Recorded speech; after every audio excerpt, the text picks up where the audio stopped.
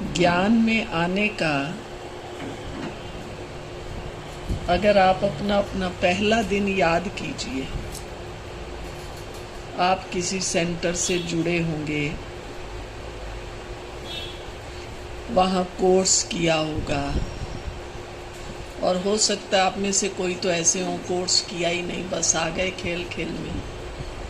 जैसे हम लोग जब ज्ञान में आए उस ज़माने में कोर्स नाम की चीज़ ही नहीं होती थी।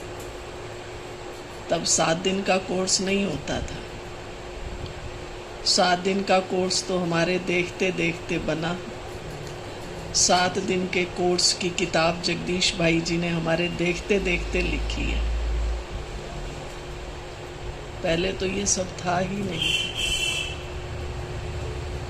लेकिन हम आए कैसे? जब हम लोग आए, चाहे छोटे बच्चे थे, मैं तो 5-6 साल की थी जब हमारे लौकिक माँ बाप आ गए। लेकिन हम सब ने ये देखा, चाहे उस समय बच्चे को तो कोई समझ नहीं होती, लेकिन ये देखा कि ये बहनें कितनी अच्छी हैं। उस समय इनको भी कोई दादियाँ थोड़ी कहते थे, दादियाँ नहीं कहते थे, बहनें ही कहते थे, कोई दीदी कहते थे। तो ये लगता था इनका जीवन कितना अच्छा है ना। फिर जब मम्मा बाबा को देखा तो लगा, अरे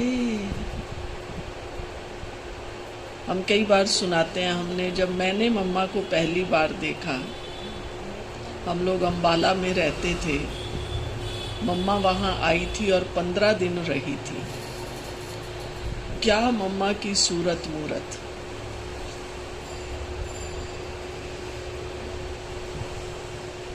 चाहे मम्मा का फेस देखो, बाल देखो, टोटल ऐसा लगता था जैसे भगवान ने बैठकर उस मूर्ति को घड़ा हो। सुंदर तो आज भी कई लोग होते हैं, लेकिन मम्मा के जीवन में पूरे उसमें एक बहुत अद्भुत अलौकिक चमक। इसलिए मम्मा को जो देखते थे, 2 अनुभव करते थे। पहला अनुभव, जो भी मम्मा को देखते थे वो सहज ही बाबा के बन जाते थे। नए भी जब मिलते थे तो उनको लगता था कि इनका ज्ञान जो है ना कुछ है, और नयों को ये लगता था, और जो पुराने होते थे, कुछ समय से आ रहे हैं, चाहे वो 2 महीने से आ रहे हैं, साल से आ रहे हैं। जैसे अम्बाला में जब आए तो 25-30 युगल, बहुत यंग एज के, 25, 26, 30 साल की उम्र के अंदर के आए। और मम्मा से मिलते ही, क्योंकि जब हम लोग ज्ञान में आए तो 5-6 महीने के बाद ही मम्मा अम्बाला में आई। मम्मा जब अम्बाला में आई तो पूरे यज्ञ में, उस समय बहुत थोड़े से सेंटर थे, थोड़ा सा इधर सामने रखो, हाँ बस। तो पूरे यज्ञ में, क्योंकि गिने चुने सेंटर थे, मुश्किल से 8-10 होंगे। एक अमृतसर में था, एक अम्बाला में था, दिल्ली में शक्ति नगर था, एक आधा कोई और होगा, शायद रजौरी या करोल बाग, इन दोनों में से एक था। एक कानपुर का था और लखनऊ का था, कलकत्ता का सेंटर था। ऐसे गिने चुने 8-10 सेंटर थे। तो जब हम लोग ज्ञान में आए ना, तो सारे यज्ञ में, क्योंकि बाकी सब जगह विरोध बहुत था, अम्बाला में भी ब्रह्मा कुमारियों का विरोध तो बहुत हुआ। लोग हम लोगों के घरों के आगे आके खड़े हो जाते थे, नहीं नहीं आपको ब्रह्मा कुमारियों में नहीं जाना है, आपका घर बार छूट जाएगा, ये होगा। लेकिन जो निकले वो बड़े पक्के निकले और अच्छे अच्छे युगल निकले।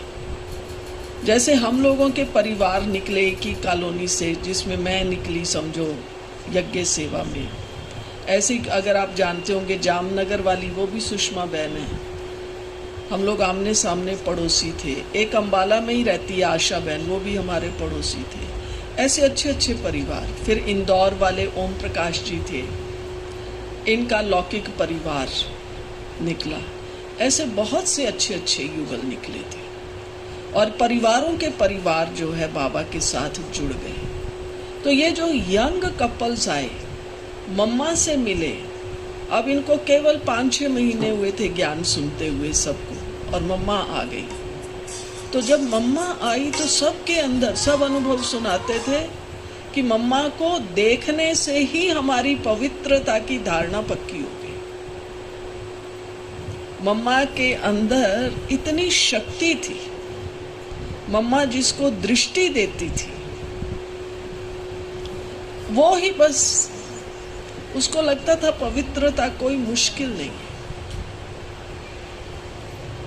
तो ऐसी थी हमारी मम्मा, और बाबा तो बाबा ही था।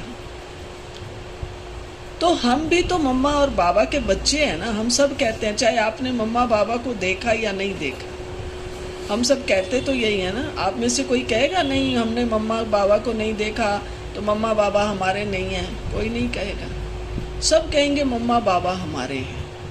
तो जब हमारे मम्मा बाबा इतने मजबूत थे, इतने महान थे, तो हम मम्मा बाबा के बच्चे कैसे होने चाहिए? हमारे में भी तो विशेषता होनी चाहिए। अव्यक्त बाबा भी कहते हैं, आप अपने को समझो मैं विशेष आत्मा हूं, और हम जिनको देख रहे हैं ये सब भी कौन है? आप सब कौन हो? आप सब कौन हो? विशेष नहीं हो, विशेष आत्मा। क्योंकि हमने मम्मा बाबा को, आप बाबा की मुरलियां पढ़िए तो आपको पूरा बाबा का चित्र दिखाई देगा। कोई भी मुरली साकार उठा के पढ़ो, आपको बाबा क्या था वो दिखाई देगा। एक तरफ बाबा कहता बच्चे अपने को आत्मा समझो, बाबा को याद करो। दूसरी तरफ बाबा कहता है खुशी में रहो। और हम बाबा की जीवन कहानी पढ़ते हैं, सुनाते हैं तो क्या कहते हैं? बाबा को नशा चढ़ गया, मैं कल जाकर ये नारायण बनने वाला। हम क्या बनने वाले हैं? हमने कुछ निश्चित किया है हम क्या बनने वाले हैं? क्या बनने वाले हैं? बोलो बहने, बोलो जरूर, तब आपको भी आनंद आएगा। बोलो आप क्या बनने वाले हो? कभी सोचा है? नहीं सोचा है तो बोलो नहीं सोचा, कोई बात नहीं है। सोचा है क्या बनना है? क्या बनना है आपको? आपने क्या सोचा है? नहीं सोचा? बोलो, आप बोलो। महारानी बनना है और चक्रवर्ती राजा बनना है। आपको क्या बनना है? बोलो बोलो, नहीं तो आपको आलस आएगा, फिर ऐसे हो जाएगा थोड़ी देर में, ऐसे ऐसे करेंगे। बोलो आपको क्या बनना है बहने? बाप समान क्या होता है? मुझे क्या बनना है जिससे मुझे खुशी आए? तो देखो मम्मा बाबा को ये खुशी, ये नशा था।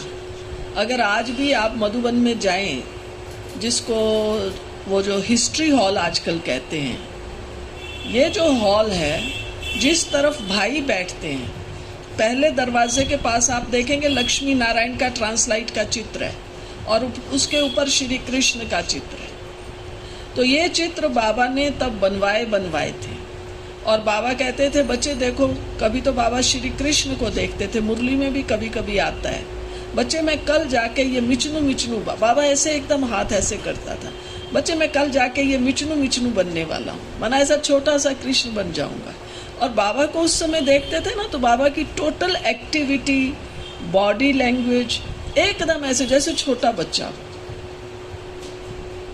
और कभी बाबा कहता था बच्चे देखो बाबा मुझे क्या बनाने आया, लक्ष्मी नारायण। आज भी बाबा ने कहा ना मुरली में बहुत बार, बाबा लक्ष्मी नारायण बनाने आया, विष्णु चतुर्भुज।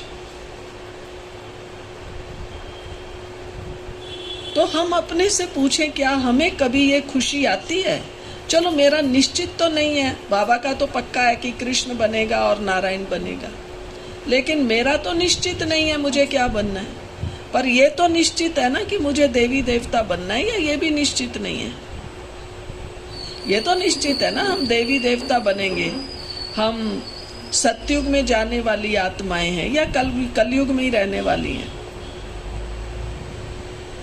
तो हम सतयुग में जाने वाली आत्माएं हैं, हमें ये खुशी पहले अंदर में है। पुरुषार्थ हमारा उस पॉइंट से शुरू होगा। आप में से कई बहनें कहेंगी, दीदी हमारा पुरुषार्थ अच्छा कैसे है?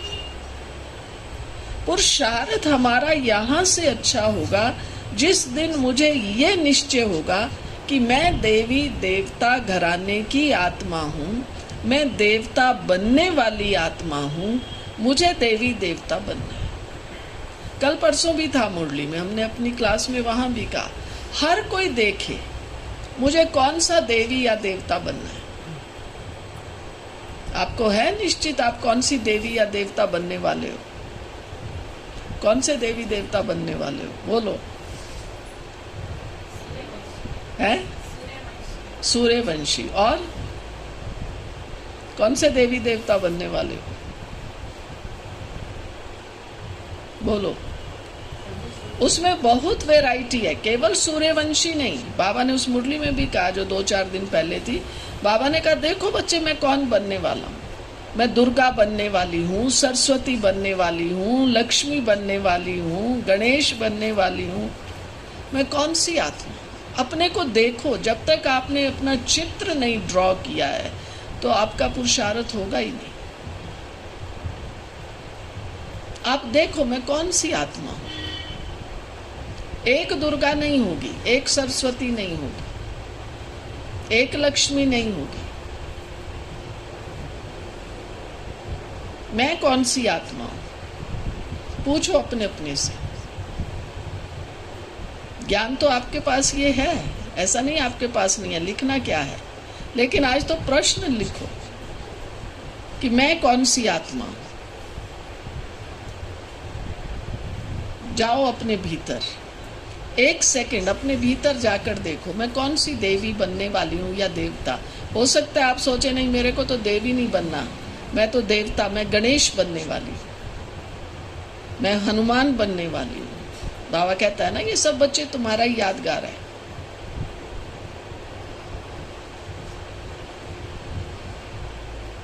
अपने स्वरूप को इमर्ज कीजिए।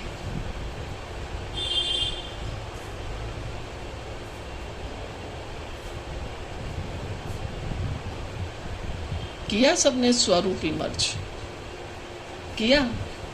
कौन सी देवी देवता बनने वाले हो? बोलो। जिसने इमर्ज किया अपने आप हाथ उठा के बोलो। अच्छा आप लक्ष्मी बनने वाले। मास्टर क्यों? लक्ष्मी बनो। हाँ आप बोलो और बोलो। शीतला देवी। ओके लक्ष्मी। और वैष्णो देवी बड़ी ऊंची जाके पहाड़ी पे बैठ जाएगी। हाँ जी जी विघ्न विनाशक गणेश बनोगे। अच्छा और तो आपको अपना अपना स्वरूप इमर्ज जरूर करना है। और अमृत वेले आप उसी स्वरूप में बैठो। ऐसे नहीं अमृत वेले उठ भी गए, मैंने देखा है बहनें उठती हैं बैठती हैं, फिर बैठ के फिर ये तो योग ना हुआ। योग हुआ?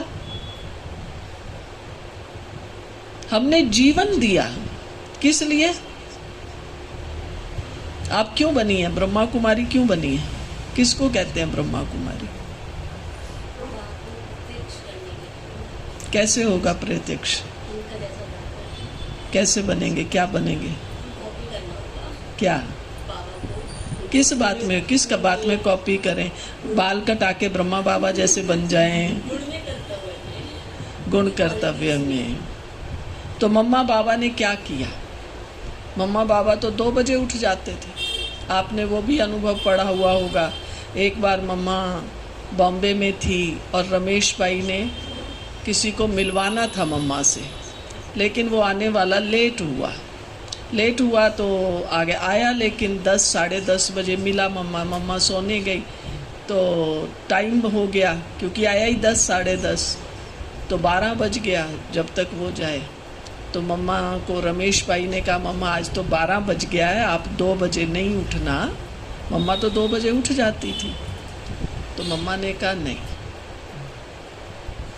और कहा मम्मा 2 बजे उठ के बैठ गई। और अगर हम 11 बजे सोएं तो भी हम 4 बजे उठने को तैयार नहीं है। मम्मा तो 12 बजे सो के भी 2 बजे उठ गई थी। रमेश भाई बहुत सुनाया करते थे ये बात।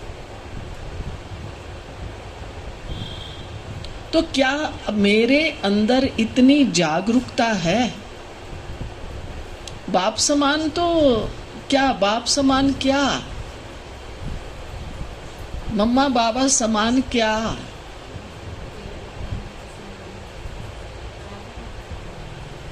अंत तक भी मम्मा को इतनी भयानक बीमारी थी तो भी मम्मा के चेहरे से नहीं लगता था।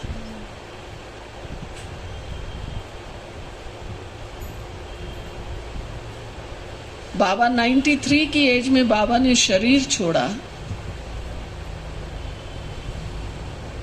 हमने बाबा को देखा। आपको पता है बाबा कैसे मिलते थे? जो अपना ये हिस्ट्री हॉल है उसमें आके कोई संदली पर तो बाबा सवेरे बैठते थे जब मुरली चलाते थे, या रात्रि क्लास में। लेकिन जब बच्चों से मिलते थे, क्योंकि सब बाबा की गोद में जाते थे, तो बाबा नीचे बैठता था। और नीचे कैसे, आप सोचो 90 तक की एज का, तो मैंने भी बाबा को 63-64 तक देखा प्रैक्टिकल में। ऐसे नहीं अपन को, आपको मैं कहूँगी ना नीचे बैठो, कैसे बैठोगे? फिर कहेंगे क्यों, कुर्सी नहीं है क्या? पहले तो हमारा मुंह यूं बनेगा, फिर बैठेंगे तो यूं 10 पोज बनाएंगे, इधर मुड़ेंगे, इधर मुड़े, उठेंगे तो ऐसे, अरे मेरा हाथ पकड़ना। कुर्सी पे भी बैठते हैं तो कोई हाथ पकड़े मेरे को उठाने के लिए। लेकिन बाबा तो ऐसे नीचे बैठता था जैसे कोई बच्चा बैठ गया।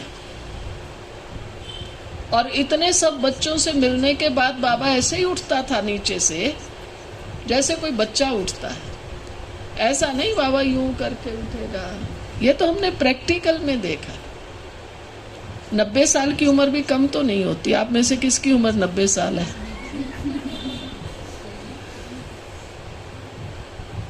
तो ये देखा मम्मा बाबा जैसा बनना है तो क्या बनना है? वो फिजिकली, मेंटली, इंटेलेक्चुअली कितने स्ट्रांग थे।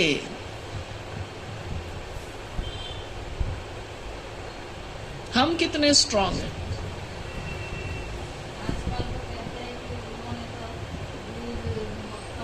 आप भी खाओ, आपको बाबा ने कोई कमी नहीं रखी। ब्रह्मा कुमारियों को मैंने देखा हर सेंटर। आपके किसी सेंटर में कमी है तो मेरे को बता दो, मेरे से मैं दे दूंगी। किसी भी सेंटर पे कमी नहीं है। आप दूध पियो, आप मक्खन खाओ, आप घी खाओ, हजम कौन करेगा? हजम तो आपको करना है ना। हजम कौन करेगा? ऐसे नहीं मैं खा लूं और फिर मेरा बीपी हाई हो रहा है और कोलेस्ट्रॉल बढ़ रहा है, हाँ ट्राइग्लिसराइड्स बढ़ रहे हैं, अरे मेरे को तो डॉक्टर ने कहा तुम्हें हार्ट की प्रॉब्लम हो रही है, तो ये ना हो। आपको पता है मम्मा बाबा सवेरे 4 बजे का योग जो हमने देखा, बाबा कैसे, खुद तो बाबा 2 बजे उठ जाता था मम्मा बाबा और उठ के बैठते थे, लेकिन 4 बजे जो बाबा योग कराते थे हॉल में, कैसे कराते थे? 4 बजे बाबा आता था, ऐसे सब बैठते थे, फिर बाबा आधा घंटा ऐसे योग कराता था बैठ के, फिर बाबा उठ जाते थे। उठ के बाबा, अभी जहाँ निर्वैर जी का ऑफिस वगैरह बन गया, ये पहले पहाड़ी थी यहाँ पर, और बाबा आके वहाँ खड़े हो जाते। जैसे ही बाबा उठते तो बच्चे भी पीछे पीछे ही चल देते। बाबा वहाँ खड़े हो जाते, बाबा वहाँ खड़े होके बच्चों को दृष्टि देते। फिर बाबा थोड़ा बहुत इधर उधर, और फिर तो आप सोचो जब हम ऐसे उठ के योग करेंगे नींद आएगी? तो अगर हमें नींद आती है हम भी उठे ना, बाबा ने ये थोड़ी कहा है बैठ के योग करो। एक्टिव होके योग करो। क्या मेरा ये लक्ष्य है? बाप समान बनना तो हम कह रहे हैं, हमने याद कर लिया बाप समान, लेकिन मैं अपने को एक्टिव करने के लिए क्या कर रही हूं? अभी भी आप देखो, आपको आलस आ रहा है, नहीं आ रहा है? बैठे बैठे हमारी आंख बंद हो जाती है, ऐसे हो जाता है। तो अपने आप को एक्टिव। फिर बाबा देखो मुरली चलाते थे 6:30 बजे, 6:30 से 7:30, और बाबा मुरली के बाद सीधा सबको, पहले तो ये जहाँ ओम शांति भवन वगैरह ये सब पहाड़ियाँ ही थी ना, इन पहाड़ियों पे जाते थे, घूमते थे। बाबा सबको लेके जाता था, बैठता नहीं था, बच्चों को बिठाता नहीं था। अब मैं आपसे पूछूंगी, आप में से कितनी बहनें हैं जो वॉक कर, चाहे मॉर्निंग या इवनिंग जब भी है, किन का नियम है कि रोज वॉक करना है या रोज मुझे एक्सरसाइज करनी है? कितनी देर वॉक करते हो? एक्सरसाइज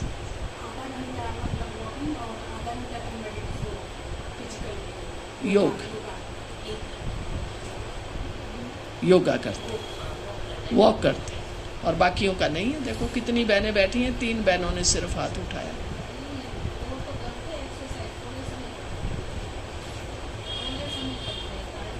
थोड़ा समय नहीं, टाइम तो बहुत है अनुबहन, टाइम तो इतना है जो बात नहीं पूछो। टाइम तो टाइम है, हम करते नहीं हैं। देखो मैं सवेरे भी आधा पौना घंटा क्लास से पहले अपना ये योगा करके जाती हूँ। शाम को भी स्नान करूंगी तो भी आधा पौना घंटा योगा करूंगी, और नाश्ते के बाद मैं जरूर पौना घंटा घूमूंगी, और कभी नहीं भी होता है, कोई आ गया तो फिर शाम को। मगर मेरे को सारे दिन में पौना घंटा घूमना जरूर है, घंटा घूमना जरूर है, नहीं तो चल ही नहीं सकते हैं हम लोग। तो हम किसी नियम पर तो पक्के हों। फिर हम इतने छोटे छोटे हैं, आप देखो पूछेंगे तो किसी को कोई बीमारी निकलेगी जरूर। मैं कई बार देखती हूँ, कई बार जब हम वो भी देखते हैं रोजरी, छोटी छोटी बहनें, अभी कल परसों जो है हमारी राजस्थान की एक बहन ने शरीर छोड़ा है, मैंने रोजरी में कल देखा। कितनी यंग है, मैं जानती हूँ उसको, कोई ज़्यादा बड़ी उम्र की नहीं है। और जब मैं छोटी छोटी बहनों को देखती हूँ कहीं की भी, मेरे को लगता है अरे ये छोटी सी बहन चली गई।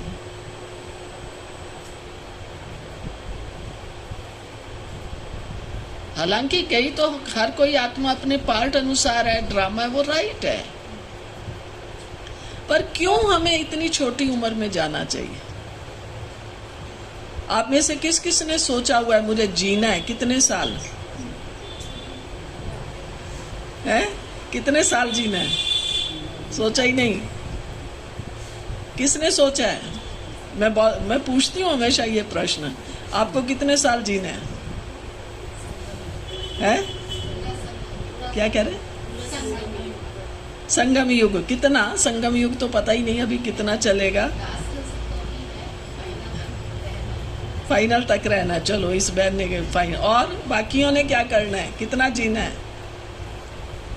दादी जानकी कहती थी ना, मरे तो कैसे मरे, ये भी हमारी तैयारी होनी चाहिए। ऐसे नहीं हम हॉस्पिटल में पड़े हैं, वो इधर से उधर से नलियां लगी हुई हैं और शरीर छोड़ दें तो हमें बाबा कहाँ याद रहा। और ये हमारे ऊपर है। आप कहेंगे ऐसा होता है, हाँ मैं आपको बहुत कहानियां सुना सकती हूँ, दिल्ली का ही सुनाती हूँ। पांडव भवन में एक सावित्री बजाज आया करती थी, कमला नगर की थी, और बहुत रॉयल माता थी, उसको तो मैं जानती हूँ। और उसने काफ़ी साल हो गए, 18 जनवरी के दिन शरीर छोड़ा था। 18 जनवरी को सब उद्यान में भी जाती थी, दोपहर को भी भोग लगाया, फिर चले जाते हैं ना अपने अपने घर भाई बहने, तो वो बोली नहीं मैं बाबा के कमरे में ही बैठूंगी। और वो बैठी, शाम को भी बाबा को भोग लगाया, और शाम को भोग लगाने के बाद अनुभव सुना रही थी उसका नाम था सावित्री। तो बाबा उसको कहते थे तू सत्यवान की सावित्री है। तो अनुभव सुना रही थी कि बाबा मैं बाबा के पास गई और मैंने बाबा को कहा, बाबा आप तो कहते थे सत्यवान की सावित्री, बाबा आप चले गए और हम आपके, और बस इतना सुनाया और वही उसने शरीर छोड़ दिया। पूछना पांडव भवन वालों से। सावित्री बजाज स्टेज पर शरीर छोड़ दिया। नागपुर में थी हमारी सावित्री बहन, एक पुष्पा और सावित्री दोनों बहनें थी, अभी तो दोनों ने शरीर छोड़ दिया। सावित्री बहन को तो अभी थोड़ा ही समय हुआ, मैं समझती हूँ 7-8 साल हुए होंगे। रात को क्लास के बाद मुरली सुनाते हैं ना बहुत से सेंटर्स पर, 7:30 के बाद मुरली सुनाई, याद प्यार ओम शांति। ओम शांति कहते हैं, उम्र में बड़ी थी वो, मेरे से बड़ी थी उम्र में, तो ओम शांति कहा और यूं गिर गई स्टेज पर ही। तो सबको लगा कि बहन जी को हार्ट प्रॉब्लम है, तो शायद, तो 2-3 भाई जब तक वहां से भागे वहां से यहाँ तक आए, उसको बहनें भी पहुंच गई, तो वो तो पंछी तो उड़ भी गया।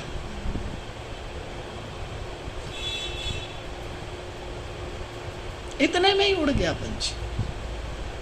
अगर आप मेरे को पूछेंगे, मेरे पास तो बहुत लंबी लिस्ट है, कितने भाई बहनों ने यज्ञ में कैसे शरीर छोड़ा है। हमने कभी विचार किया है? दादी जानकी कहती थी मैं मरूंगी तो कैसे मरूं। देखो दादी को बहुत संकल्प था, जब दादी औरों को देखती थी कि शरीर छोड़ा, इतने भाई बहन आए, इतना खर्चा हुआ, ये हुआ, तो दादी जानकी कहती थी मैं मरूंगी तो ऐसे ही आएंगे क्या सब भाई बहन। अब उसको था कि नहीं ऐसा नहीं होना चाहिए। आप देख लो दादी ने कब शरीर छोड़ा, याद है आप सबको? कोविड का इधर कोविड चालू हुआ, उसका लॉकडाउन, उधर दादी ने शरीर छोड़ा। कोई नहीं पहुंचा। मैं जयपुर में, मैंने बल्कि वहां से वो पुलिस वाले आईजी वगैरह से पूछा कि आप परमिशन देंगे। उन्होंने कहा हम तो परमिशन दे देंगे आपको जाने की, लेटर बना देंगे। फिर मैंने पूछा करुणा भाई से कि भाई जी हम आए, का नहीं आना। मैंने कहा क्यों? यहाँ से जाने की परमिशन मिल रही है पर वहां से ज्वाइन करने की परमिशन नहीं मिल रही है। सिरोही का कलेक्टर, उसने कहा नहीं, कुछ लोग, बस गिनती के इतने लोग ही उस समय खड़े होंगे जब अंतिम संस्कार करेंगे, नहीं आए सब। मैंने कहा फिर जाने का फायदा ही क्या हुआ? इतनी परमिशन लो, उनका एहसान लो, फिर हम जाएं, फिर हमें वहां पास जाने भी नहीं देंगे, तो हमने क्या करना? हम नहीं गए। पर आपको मैं ये बताना चाहती हूँ कि हमारे जो संकल्प होंगे वो संकल्प सिद्ध। और अभी तो मैं आपसे पूछूं अब विनाश कब होगा? बताओ विनाश कब होगा? है विनाश कब होगा भाई? विनाश कब होगा जी? जब सुधर जाएंगे पक्की तरह से, जब ही होगा, इससे पहले नहीं होगा। जब क्या होगा? जब हम तो सुधरे हुए हैं। तो आपको मैं ये कहना चाहती हूँ, अब ये नहीं पूछो कि विनाश कब होगा, विनाश शुरू हो चुका है। आप पूरी दुनिया की हालत देखो। बाबा व्यक्त थे, एक बार कहीं थोड़ा कुछ, बाबा तब वहां ऊपर आते थे मेडिटेशन हॉल में, मैं भी वहां बैठी थी। किसी ने पूछा कहीं थोड़ा ना बाढ़ आई थी और भूचाल, पता नहीं उधर महाराष्ट्र की तरफ, तो किसी ने पूछा बाबा ये इसको हम समझे कि विनाश शुरू हुआ है? बाबा ने कहा नहीं बच्चे, ये रिहर्सल है। विनाश के समय सब चीजें इकट्ठी चलेंगी। 5 तत्वों का भी होगा हंगामा, एटॉमिक वॉर भी होगी, सिविल वॉर भी होगी, ये सब होगा। आप इस समय देख लो, तीनों चीजें इकट्ठी हैं। कल्प वृक्ष का चित्र होगा ना यहाँ, वो देखो पीछे देखना कल्प वृक्ष का। अच्छा ये चित्र शायद कौन सा है, इसमें है ही नहीं, ऊपर दिखाया है, इसमें तीनों चीजें नहीं दिखाई लग रही, नहीं है? अच्छा, तो जिस समय तीनों शक्तियां इकट्ठा काम करेंगी, सिविल वॉर आपको क्या लगता है होगी नहीं होगी? भारत तो सुलगा पड़ा है। इलेक्शन होने दो, होंगे भी या पूरे नहीं होंगे, 4 जून के बाद देखते हैं क्या होगा, फिर हम मिलेंगे आपस में। सुलगा पड़ा है भारत इस समय, बहुत से कंट्रीज में ऐसा है। उसके बाद आप उधर देख लो, नेचर जहां मर्जी देखो, कहा कितना पानी, अग्नि और हवा तीनों काम कर रहे हैं। पृथ्वी तो है ही है, पृथ्वी तत्वों पे काम हो रहा है। सब जगह आप देख लो, कहीं बाढ़, दुबई, हाँ अब तो और भी कहीं उसके साथ हुआ है ना, दुबई और मदीना में। अब बताइए, रेगिस्तान में कोई सोचता था बाढ़ आएगी? आपको मालूम पड़े कि राजस्थान में बाढ़ आई है, हैरान हो जाएंगे ना। अब वहां बाढ़ आ रही है और नुकसान कितने लोग, वो जो उधर मदीना की तरफ आया वहां तो कुछ लोग मर भी गए, इतना पानी आया, संभाल ही नहीं सके अपने को। इधर जम्मू कश्मीर में देखो, ये मौसम कोई स्नोफॉल का है क्या? फिर यूक्रेन देख लो, इजराइल देख लो, सब ईरान देख लो, एटॉमिक वॉर शुरू है। तो अब बताइए, विनाश होना, ये पूछेंगे कब होगा या विनाश शुरू है? विनाश शुरू हो चुका है। अब तो हम नहीं कहते हैं, लेकिन सारी दुनिया वाले कह रहे हैं। दुनिया वाले तो ये भी कह रहे हैं कि अरे हम तो कहते थे कलयुग लाखों बरस चलेगा, ये क्या हुआ? ये तो 5000 बरस में, उनके अनुसार 5000 बरस में ही सिमट गया। अभी देखना, थोड़े समय के बाद ये अपने आप ही कह देंगे कि कलयुग जो है ना 1250 बरस का, ये अपने आप आ जाएंगे उस लाइन पर। तो इस समय दुनिया में इतनी तेजी से परिवर्तन हो रहा है, हम बाबा के बच्चे कहाँ सो रहे हैं? अभी तक हम योग में नहीं बैठ सकते, अभी तक हमको नींद आती है, अभी तक हम कहते हैं क्या करें, मन में बहुत व्यर्थ चलता है। तो मम्मा बाबा ने, दादियों ने क्या किया? मम्मा के हाथ में मुरली रहती थी। हमारी बड़ी दादी, दादी प्रकाशमणि को किस किस ने देखा? हाथ उठाओ।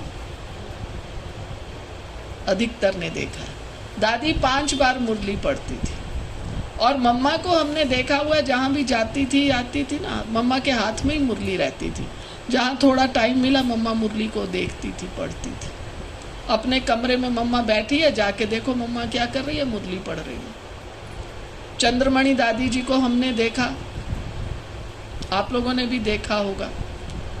चंद्रमणि दादी सारा टाइम, आजकल तो एडवांस मुरलियाँ आ जाती हैं, बहुत समय तक एडवांस मुरलियाँ नहीं आती थी। तो दादी इतना ढेर मुरलियों का रखती थी, ट्रैवल करती थी ना, कोई जो मिस हो गई, इतना ढेर रखती थी, उठा उठा के पढ़ती रहती थी। और हम तो क्या करते हैं, लेटे हैं ना तो मुरली पढ़ते हैं, अभी चलो पढ़ लेते हैं, नींद भी आ जाएगी।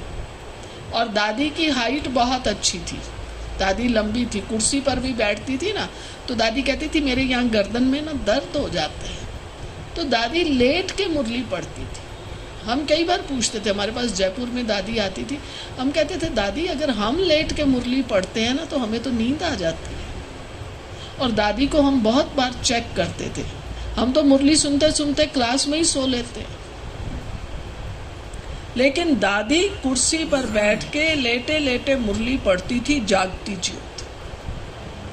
इन दादियों की तपस्या है।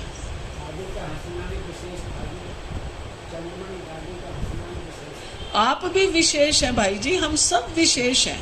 आप अव्यक्त बाबा की मुरलियां पढ़ के देखो, बाबा ने नहीं कहा, बाबा ने ये कहा चंद्रमणि दादी विशेष थी और आप नहीं हैं। No excuse. बाबा तो कहता है मेरा हर बच्चा विशेष है। बाबा की एक अव्यक्त मुरली है, अभी मुझे कोई वो तारीख नहीं याद। बाबा ने कहा बच्चे हमेशा ये समझो मैं विशेष आत्मा हूँ, मैं जिनके भी संपर्क में आ रही हूँ ये सब विशेष आत्माएं हैं। कौन कौन समझता है मैं विशेष? स्मृति रहे, वो नहीं रहती है। तो वो हमें तब रहेगी जब हमारा कर्म वैसा होगा। कर्म वैसा होगा माना हम भी मम्मा बाबा दादियों की तरह बैठकर मुरलियों का अध्ययन करें। क्या विचार है आप सबका? कितनी बार मुरली पढ़ेंगे? जितना हो सके। हम तो कई बार, आपने भी क्लासेस की होंगी मधुबन में, बहुत साल पहले ही हमने तो कहा था बाबा की 69 से मुरलियां चली हैं। अब मुझे सतयुग में जाना है और 17 तक हैं मुरलियां शायद, तो कम से कम 69 से लेके 2000 तक की मुरलियां तो पढ़ लो। पढ़ी हैं सारी मुरलियां? नहीं पढ़ी। अब पेपर सामने आ गया, सिलेबस मैंने पढ़ा नहीं, तो एग्जामिनेशन में कैसे अपीयर होंगे बताइए? मुरलियां हमारा सिलेबस है ना, हमने मुरलियां पढ़ी नहीं, फिर दे देंगे इम्तिहान? कैसे देंगे? अभी भी जो हम मुरली पढ़ते हैं तो कैसे पढ़ते हैं? आज मेरे को सुनानी है, ठीक है, बाकी जो हैं अपना अपना काम कर रहे हैं। बहुत से सेंटर्स पर हम जाते हैं, सुनाने वाली बहन मुरली सुना रही है, बाकी सब इधर उधर।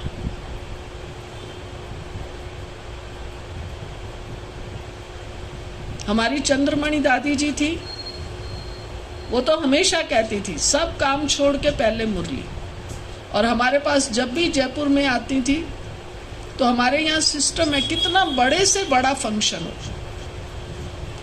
मुरली के टाइम पर सब बहनें क्लास में बैठे, मेला हो कुछ भी हो, हम उनकी दिनचर्या ही ऐसी सेट करते हैं। मुरली के समय कोई भी इधर उधर नहीं होगा, मुरली पूरी हुई, जाओ अपनी सेवा में। लेकिन मुरली का महत्व क्या मेरे अंदर है? अगर मुरली का महत्व नहीं है तो मैं सतयुग में नहीं आऊंगा। ऐसे नहीं, अच्छा मैं ये बहन तो अभी सुना रही है ना, मैं तो 10 बजे सुनाऊंगी या शाम को, ठीक है मैं उस समय पढ़ लूंगी।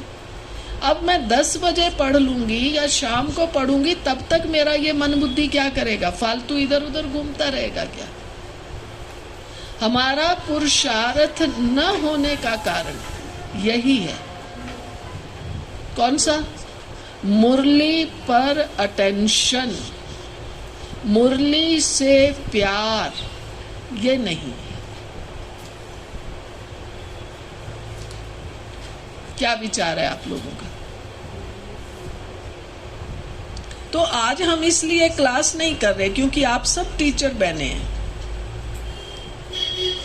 आप मेरे से भी अच्छे अच्छे पॉइंट सुनाने वाले हैं, लेकिन हमें अभी वर्तमान समय में प्रैक्टिकल में क्या क्या पुरुषार्थ करना है।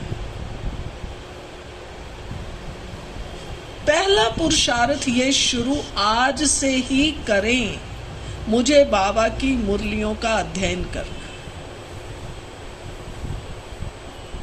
साकार तो हम रोज पढ़ते ही पढ़ते हैं, नियम बनाएं, मुझे दिन में 3 बार 4 बार ये आज की मुरली को रिवाइज करना है। प्लस अव्यक्त मुरलियों की किताबें निकालो, हर सेंटर पर होंगी। नहीं है, जितनी हैं उनको ही पहले पढ़ना शुरू करो। मधुबन से आते जाते अभी भट्टियों में जाएंगे, जो नहीं है वो डेट्स की ले आना। और मुझे ये 69 से लेके एटलीस्ट 2000 तक की मुरलियों को पढ़ना है। कितने दिनों में? पहले तो मैंने गिनती करके एक बार बताया भी था, 1000 से ऊपर बनती हैं ये मुरलियां। अगर हम रोज 2-3 मुरलियां पढ़ेंगे तब 3 महीने में हमारी मुरलियां 2000 तक, 70 तक नहीं होंगी, तब हमारी मुरलियां पूरी होंगी। तो साकार मुरली को भी 2-3 बार पढ़ो, 2-3 अव्यक्त मुरलियां पढ़ो, नोट्स बनाओ। जब हम मेहनत करेंगे तो क्या होगा? मेहनत करेंगे तो बहन क्या होगा? मेहनत करेंगे तो सतयुग में घुसने का परमिशन मिलेगा,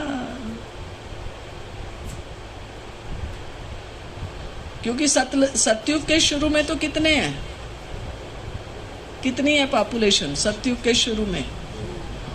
9 लाख। तो मेरा नंबर उस 9 लाख में है कि नहीं? क्योंकि जब तक मैंने मुरलियों की स्टडी नहीं की, मेरा योग कैसे लगेगा बताइए? मुरलियों में है, बाबा कहते हैं बच्चे मैं जो हूं जैसा हूं वैसा जानकर मुझे याद करो। है या नहीं है? है? सुना है, पढ़ा है कभी मुरली?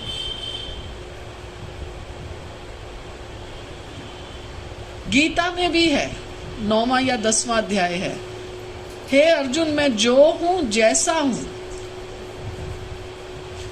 वैसा जानकर मानकर जो मुझे याद करते हैं मैं उनको मिलता हूं। और उसमें स्पष्ट है, मैं देवी देवताओं जैसा नहीं हूं, जो हूं जैसा हूं। भूतों को पूजने वालों को भूतों की प्राप्ति होती है, देवताओं को पूजने वालों को देवताओं की प्राप्ति होती है, और मुझे पूजने वाले को मेरी प्राप्ति होती है। यह गीता में लिखा हुआ है। और मैं कौन हूं? मैं जो हूं जैसा हूं। कैसा है बाबा? कैसा है? क्या कहेंगे? है? अव्यक्त का क्या रूप है? गुलजार दादी? हाँ, नहीं तो वो रूप क्या है? जो हूं जैसा हूं क्या स्वरूप है जी? तो मैं जो हूं जैसा हूं माना मैं ज्योति बिंदु हूं। अब आप बैठ के देखिए, आप बैठ सकते हैं ज्योति बिंदु के सामने?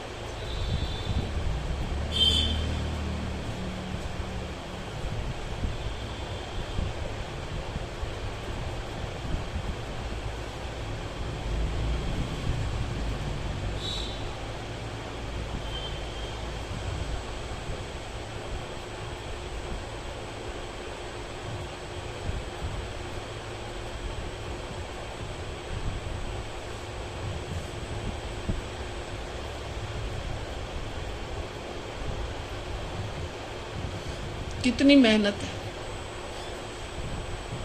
मैं ज्योति बिंदु बाबा के सामने हूं, तो मैं कौन हूं? पहले मैं ज्योति बिंदु बनूं। मैं ये देह नहीं, इससे एकदम अलग हूं, ज्योति बिंदु। तो कितना अभ्यास चाहिए? जब हम ये अभ्यास करेंगे ज्योति बिंदु का, तब हम सतयुग में आ सकेंगे। अभी तो हम योग में बैठ ही नहीं पाते हैं, क्लास में बैठ ही नहीं पाते हैं। क्या विचार है आप लोगों का? मधुबन में भी हम देखते हैं, याद होगा जो पहले बठियां हम लोग कराते थे नीचे शांति वन में भी, मैं और शारदा बहन जा जाके जगाते थे बहनों को। बैठी बैठी बहनें यूं होती रहती थी। मैं क्लास में कितना अलर्ट होके बैठती हूँ। अपने को पूछो, मैं नहीं पूछती, अपने अपने को पूछो, मैं क्लास में कितना अलर्ट होके बैठती।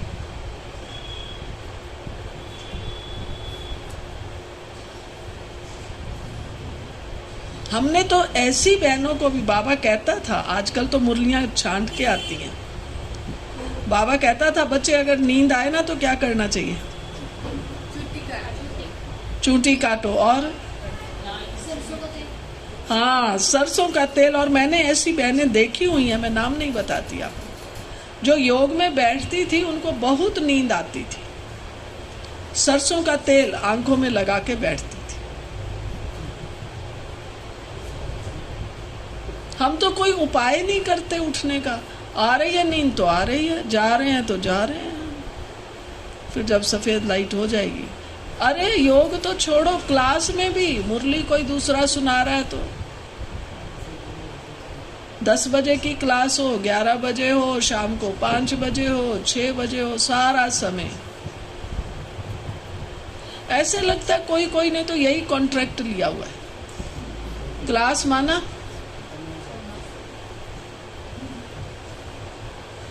क्या विचार है? बुरा नहीं मानना, लेकिन हम आपको प्रैक्टिकल बात बताते हैं। मधुबन में जाते हैं ना, देखते हैं बहनों को, मेरे को बहुत तरस आता है कि हम क्या कर रहे हैं। और उसका कारण यही है, हमारा स्टडी के साथ बिल्कुल भी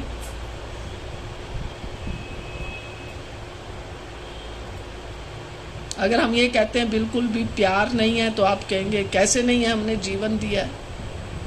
जीवन दिया है, नो डाउट, आप बाबा के हैं, नो डाउट, लेकिन बाबा जो तपस्या करने के लिए कह रहा है वो हमने शुरू नहीं की है। क्या विचार है?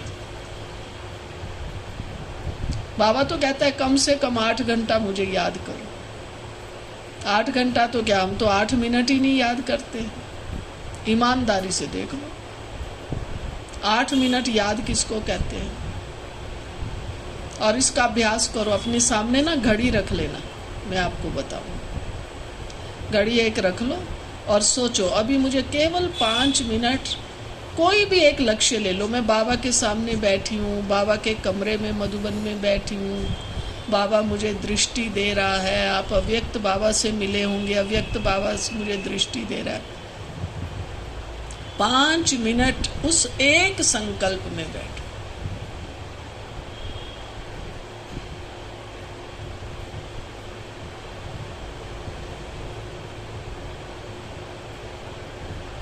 आप बैठ के देखो, आप 5 मिनट में 50 बार घड़ी को देख लेंगे। अभी अभी तो 1 ही मिनट हुआ है, फिर बैठो।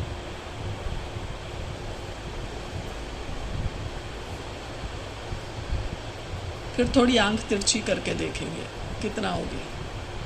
5 मिनट एकाग्र चित्त होकर बैठना, वो भी आप गिन गिन के बैठेंगे, क्योंकि अभ्यास नहीं है। क्या विचार है आप लोगों का? बहने, क्या विचार है बताइए, राइट है या नहीं?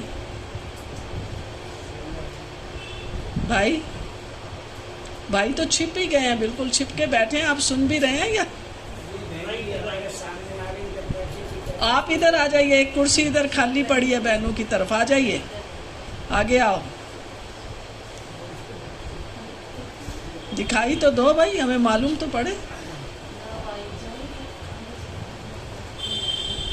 दिखाई ऐसे बैठे हर भाई बहन जो दिखाई दे। अभी भी भाई जी आप तो दिखाई नहीं दे रहे, आ जाइए इधर, कुर्सी 2 हैं, दोनों भाई इधर आओ, आ जाओ, दोनों भाई इधर आ जाओ।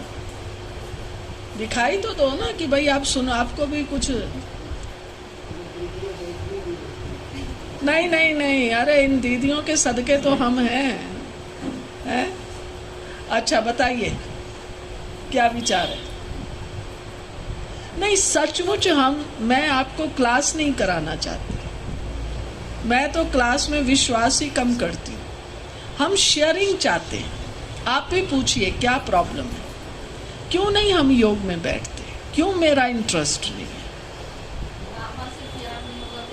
नहीं, मेरा बहुत प्यार है बहन, तभी तो मैंने जीवन दिया। यूं ही थोड़ी मैं घर बार छोड़ के आई हूँ, घर बार छोड़ के आई हूँ। यहाँ देखो मैं सब काम करती हूँ, और बहुत बड़ी बात है। बताइए और बताइए, तो क्यों नहीं कर रहे? वही हम पूछ रहे हैं, क्यों नहीं कर रहे? तो क्यों नहीं इंटरेस्ट, फिर क्यों है? टेस्ट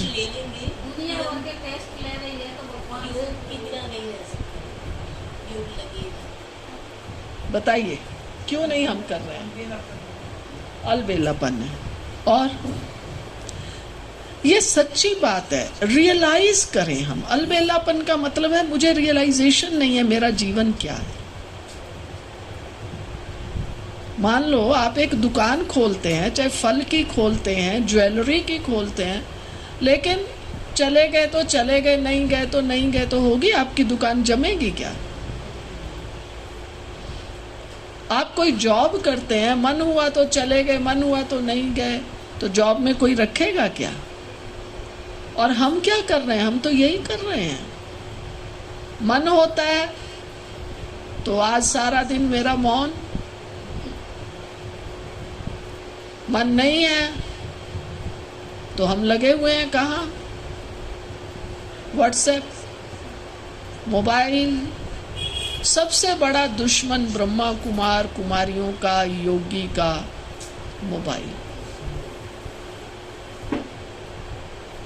मैं ये नहीं कहूंगी नहीं रखो, आज का समय ऐसा है, चेंज हो गई है दुनिया।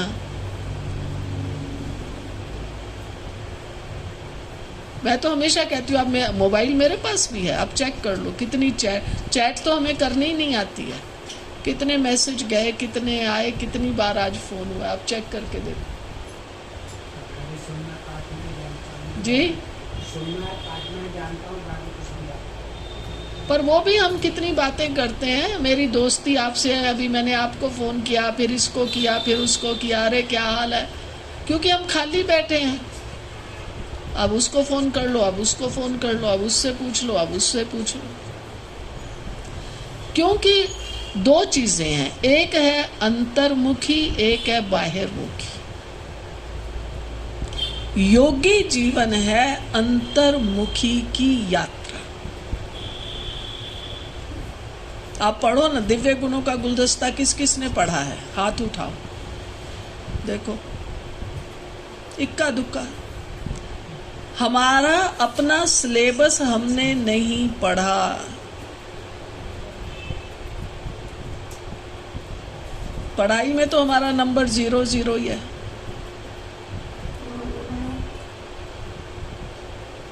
फिर एक बहुत पुराना गाना है, हम सुनाया करती हैं कई बार, टाई लगा के माना बन गए जनाब हीरो। इन पुरानों को आपको तो पता, पढ़ाई और लिखाई में तो 0। बुरा नहीं मानना, हम सब का हाल यही है, पढ़ाई और लिखाई में 0। ना मैंने पूरा लिटरेचर पढ़ा है। कम से कम मैं हमेशा हर भाई बहन को कहती हूँ, जो हमारी पतली पतली किताबें हैं ना, संस्कार परिवर्तन, हीरे तुल्य, सच्ची मन की शांति, अरे ये किताबें तो पढ़ो, देखो तो सही उनमें क्या माल मसाला है। आपको पढ़ के आनंद आएगा। क्या क्या जगदीश भाई ने लिखा है। अव्यक्त मुरलियां पढ़ें, साकार मुरली जो रोज हम सुन रहे हैं, आज की मुरली आज 3 बार पढ़ लो, तो एक तो हम अपने समय और संकल्प को सफल करेंगे। तो ब्रह्मा कुमार कुमारी या टीचर का अर्थ है जो अपने संकल्प और समय को सफल करे। तो आज ये एक प्रतिज्ञा अपने अंदर करो। कौन सी प्रतिज्ञा? मुझे अपना समय और संकल्प क्या करेंगे? सफल, या ठीक है हो गया तो हो गया, नहीं हुआ तो नहीं। वेस्ट ना करो। आप केवल 15 दिन मेरे कहने से जबरदस्ती करो। एक प्रयोग करके देखो कि बहन जी पूछेंगी और हमें बहन जी को जवाब देना है। 15 दिन केवल, आज से शुरू कर लो। मुझे 3 बार साकार मुरली पढ़नी है। मुझे एक, वैसे तो रोज 2-3 अव्यक्त मुरली पढ़ो, चलो आज एक अव्यक्त मुरली पढ़ लो बस। और मुझे आज 2 घंटा, फिर रोज मुझे 4 घंटा योग करना है और 6 घंटा पढ़ाई करनी है। करेंगे ना, क्यों नहीं करेंगे? मीठी बहन, आप करके देखो तो आपको पता पड़ेगा। अब आप कैसे करेंगे? आप ईमानदारी से 4 बजे उठिए। मैं आपको 3, वैसे तो 3 बजे उठेंगे तो सहजता से होगा, लेकिन आप अभी शुरू में मत उठना 3 बजे, क्योंकि ऐसा ना हो ये वाला योग तो बिल्कुल नहीं चाहिए। आपको ऐसा हो रहा है तुरंत उठ जाओ, बैठो नहीं, खड़े होके योग करो। जिसको ऐसा हो रहा है ना वो खड़े हो जाओ, पीछे खड़े होके करो। अपने अपने सेंटर पे है, बाबा के कमरे में खड़े होके योग करो। भाई सुधार कैसे आएगा? शाम का खाना जल्दी खाओ, 6 बजे खा लो बस।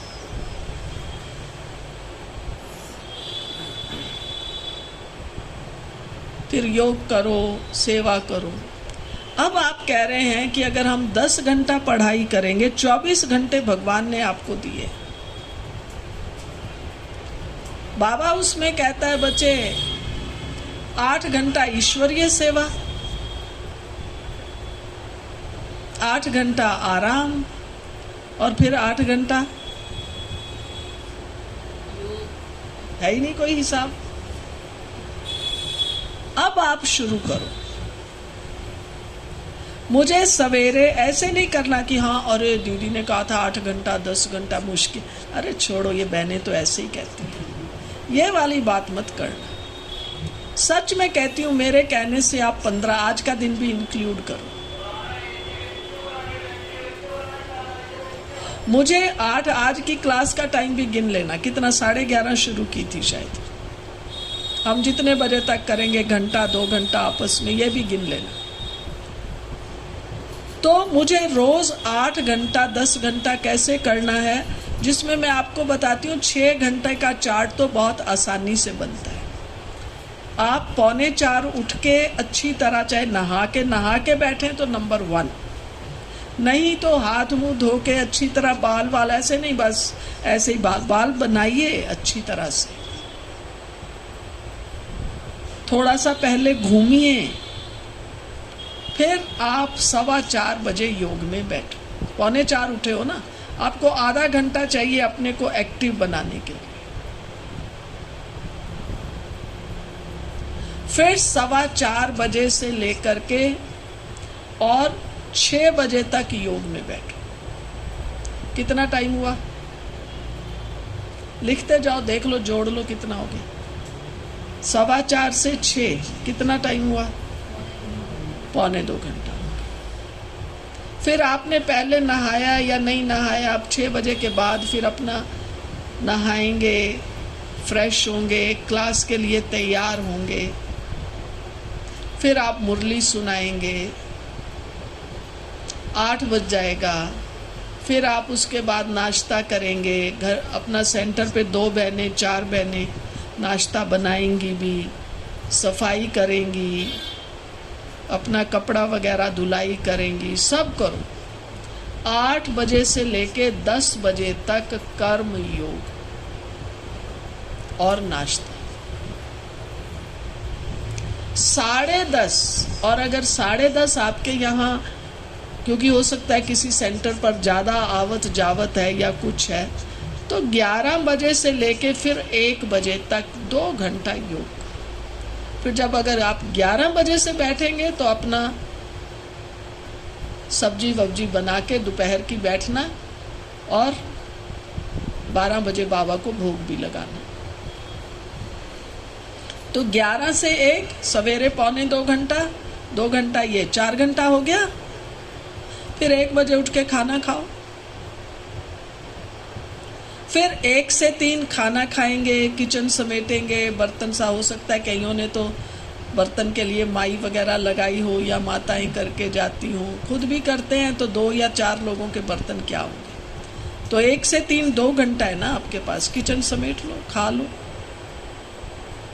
फिर 3 बजे से लेके 4 बजे तक 1 घंटा आराम, अच्छी तरह नींद करो, आपको आएगी भी नींद। आप योग कर चुके, नाश्ता कर चुके, खाना खा लिया, फिर 3 से 4 बजे तक अच्छी नींद करो। 1 घंटा नींद बहुत है या 2 घंटे सोना है?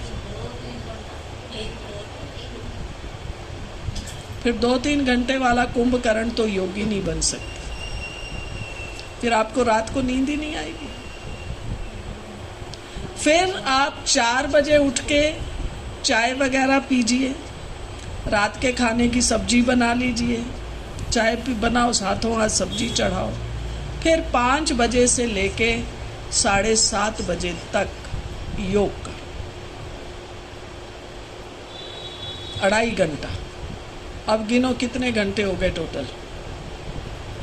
1.25, 2 और 2.5, कितना हुआ? 6.25 घंटे का चार्ट है जो आपका सहजता से बनेगा। इसमें आपको कोई खींचातानी नहीं।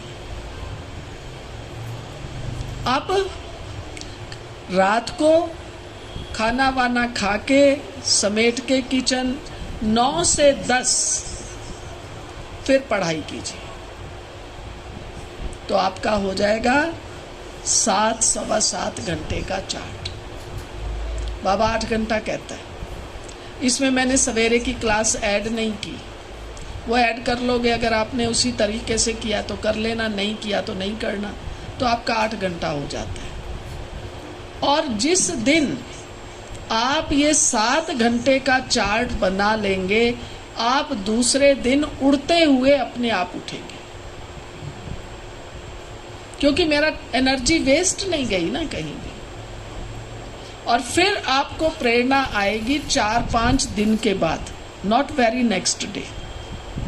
4-5 दिन के बाद आपके मन में आएगा, नहीं मैं 3 बजे उठूंगी। और जैसे ही आप 3 बजे उठी, 1 घंटा और बढ़ गया। मैं आप बहनों से ये कहना चाहती हूँ, 8-9 घंटे का चार्ट हम सहजता से 5 दिन में अचीव कर सकते हैं। फिर बात है जो 10 घंटे की, उसके लिए थोड़ी मेहनत है, खींचना पड़ता है, उसमें थोड़ा खींचना पड़ता है। आप 10 घंटे का मत बनाइए, 8 घंटे का चार्ट आराम से बना लीजिए। और फर्स्ट उसमें भी बनाओ क्राइटेरिया। मेरा फर्स्ट जो है पुरुषार्थ वो ये है, मैं 4 बजे उठ के योग में बैठूंगी, जागती ज्योत।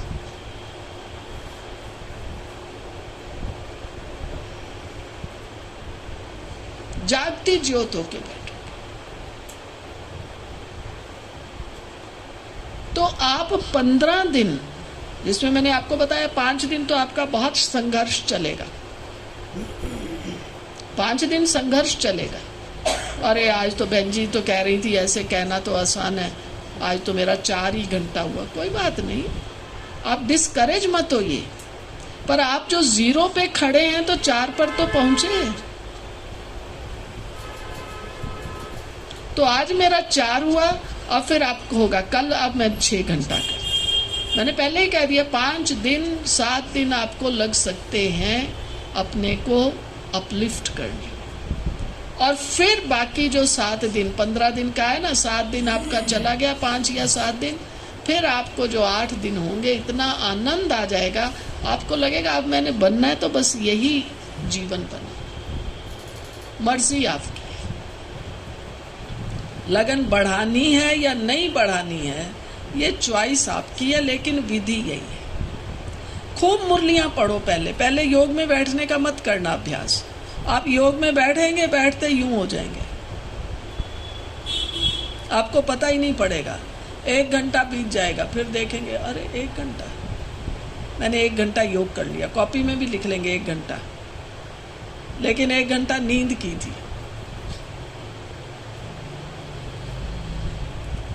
तो डिस्करेज नहीं होना है। अरे बहन जी तो 8 कैरी होता तो है नहीं, फिर फोन करके तेरा हुआ क्या, तेरा हुआ क्या, वो कहेगी नहीं मेरा तो 2 ही घंटा हुआ, बहुत मुश्किल है, बहन जी को तो कोई काम नहीं है, हमें तो सेवा बहुत है। नहीं बहनों, आप करके देखिए, आपके अंदर क्या खुशी और एनर्जी आएगी। और आपको एक बात और कह देती हूँ, सबके पास मोबाइल है, अपनी अपनी सेल्फी खींच लेना। जिस दिन से शुरू करोगे, आज करते हो, कल करते हो, परसों करते हो, एक सेल्फी खींच लो आज, और फिर 15 दिन के बाद दूसरी सेल्फी खींच लेना, और अपनी शक्ल में अंतर खुद ही देखना। आपको लगेगा ये मैं ही हूं क्या, आपका चेहरा 15 दिन में बदल जाएगा। क्योंकि जो अंदर में ज्ञान चिंतन चल रहा है, योग अभ्यास चल रहा है, संपूर्ण नहीं बने हैं, उसका इफेक्ट आएगा। और उस 15 दिन के बाद फिर आप अपना लक्ष्य बनाओ, अब मुझे क्या करना है, अब मेरे को अमृत वेला अपना एकदम गारंटी सफल करना है। 2-2.5 घंटे तो बैठना ही है। आप में से किस किस की उम्र 50 साल है, हाथ उठाओ 50 साल वाले, 3 बहन। 50-55 तक आप जितना अपने आप को खींचना चाहो खींच सकते हो। फिर आपको थोड़ा आलस आएगा, आपको लगेगा अभी ये नहीं। अगर आप अपनी आदत डेवलप कर लेंगे तो फिर तो आपको, बाबा तो 60 का होके बाबा बना था और अंत तक पुरुषार्थ किया। इसलिए आपके 50 वालों के लिए 5 साल अभी केवल पुरुषार्थ के, फिर कोई ना कोई बीमारियां, कोई ना कोई बातें। इसलिए पक्का करो सबको, जो 50 से नीचे हैं और जो 50 के हो गए हैं, हमें आज और अभी से पुरुषार्थ करना। अब आप बैठिए सीधे होके, एकदम सीधा होके बैठो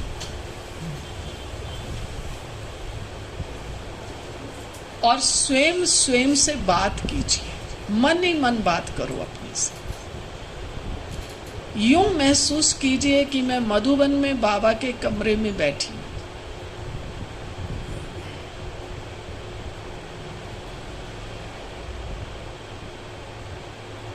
बाबा के सामने हूं।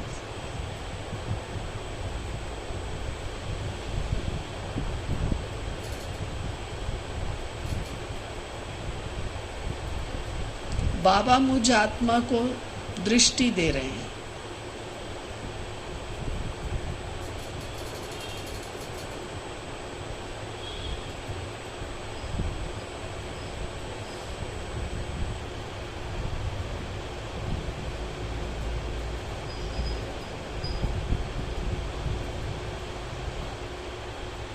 एकदम साइलेंस में चले जाइए।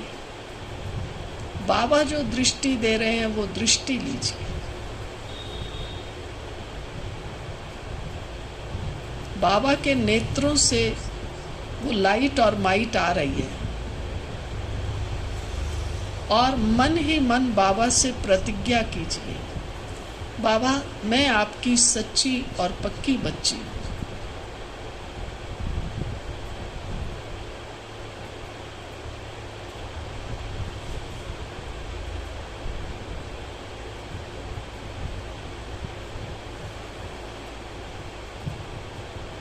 सच्ची और पक्की बच्ची माना जिसका हर सेकंड, हर श्वास सफल हो रहा है।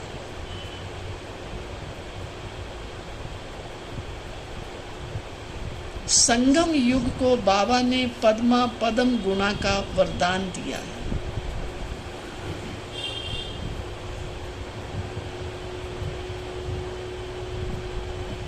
मैं पद्मा पदम भाग्यशाली आत्मा हूं। खूब खुशी मनाओ, महसूस करो बाबा कितना बड़ा वरदान मुझ आत्मा को दे रहे हैं। बच्चे तुम पद्मा पदम भाग्यशाली हो। इसके रिटर्न में मैं बाबा से प्रतिज्ञा कर रही हूं, बाबा बस मुझे आपकी याद में ही रहना है।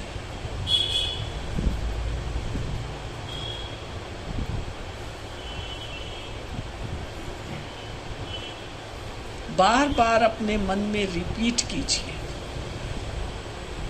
मैं आत्मा पद्मा पदम भाग्यशाली।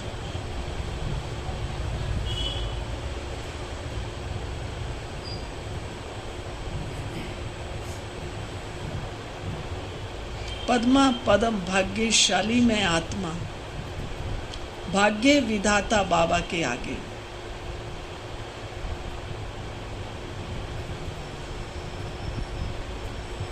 पूछो अपने से, क्या मैं भाग्यशाली हूं?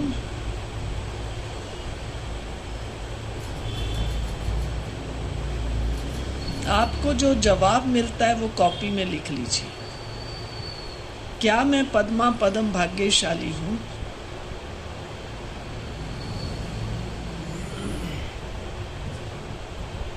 अगर लगता है अभी तो नहीं हूं तो लिखिए अभी तो नहीं हूं, अब मुझे बनना है। हो सकता है किसी के मन में आए पद्मा पदम तो नहीं, हाँ मगर थोड़ा भाग्यशाली, मगर मेरा टारगेट पद्मा पदम भाग्यशाली बनने का। और पद्मा पदम भाग्यशाली बनने के लिए मुझे हर सेकंड, हर श्वास, हर संकल्प सफल करना है।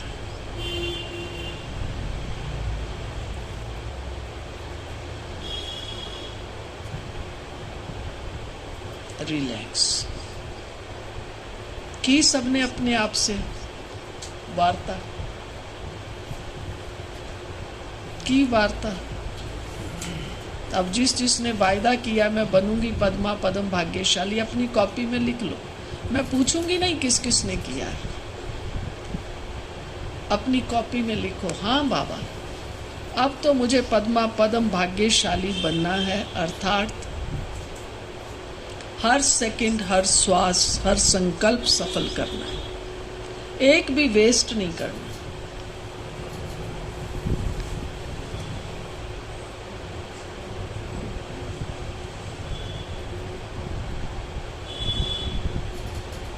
लिखा सबने?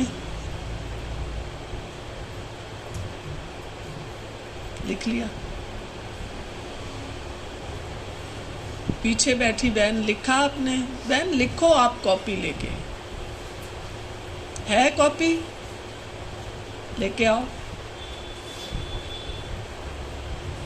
क्लास में बैठे हैं ना, लेके आओ कॉपी, लिखो। नहीं लिखते हैं तो फिर कहाँ होते हैं पता है ना?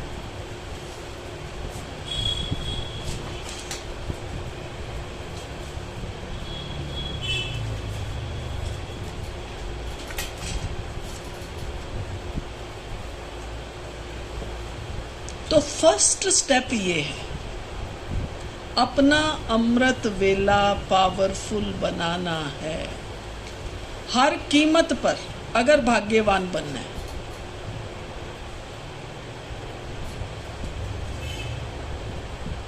फिर चाहे आप कहो मैं ब्रह्मा कुमारी हूँ, 50 साल से हूँ, 30 साल से हूँ, नो यूज, अगर हम अमृत वेला नहीं करते हैं।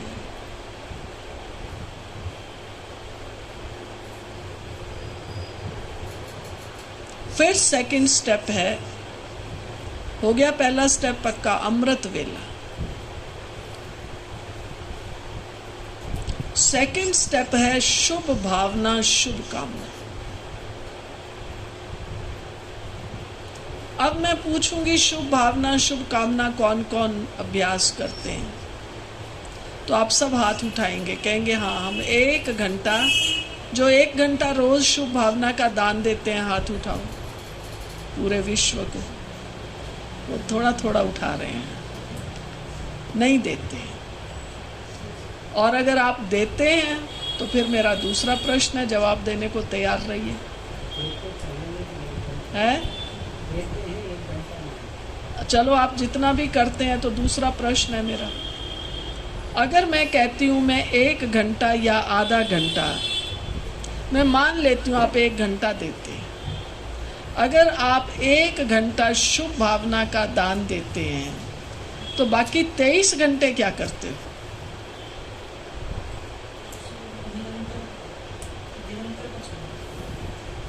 तेईस घंटा क्या करते हो? जवाब दो। तो आपको अपने पर खुद हंसी आएगी कि ये क्या हुआ। 1 घंटा मैं सारा दिन में, हो सकता है कोई कहेगा मैं 2 घंटा, 1 घंटा सवेरे 1 घंटा शाम, 2 घंटा शुभ भावना का दान देती हूँ या देता हूँ। ओके, रेडी, तैयार, एग्री। फिर बाकी 22 घंटे क्या करती हूँ? क्या अशुभ भावना, लड़ाई झगड़ा, परचिंतन, तेरी मेरी, फिर 22 घंटा मेरा कहाँ जाता?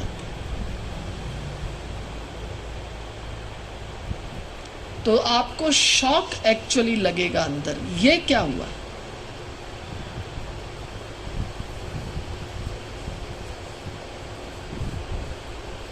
नहीं लगा तो लगना चाहिए, ये क्या हुआ। 24 घंटे में से केवल 2 घंटा, 22 घंटा कहाँ जा रहा है? हिसाब दो, जगाओ अपने आप को।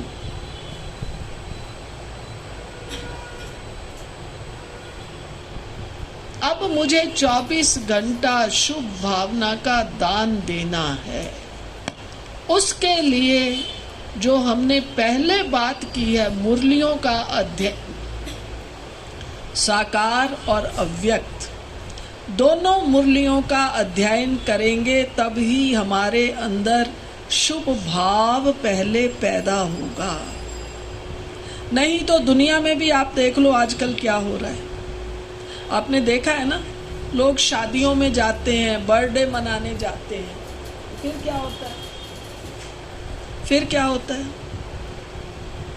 कोई तो शादी से लौट के आ रहे होते हैं, उनका एक्सीडेंट हो जाता है।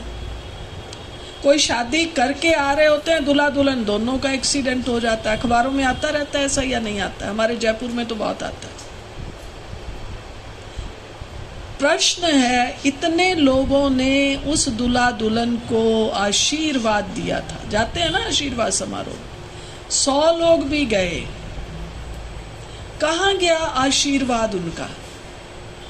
किसी के आशीर्वाद ने उनको बचाया नहीं, वो मर गए।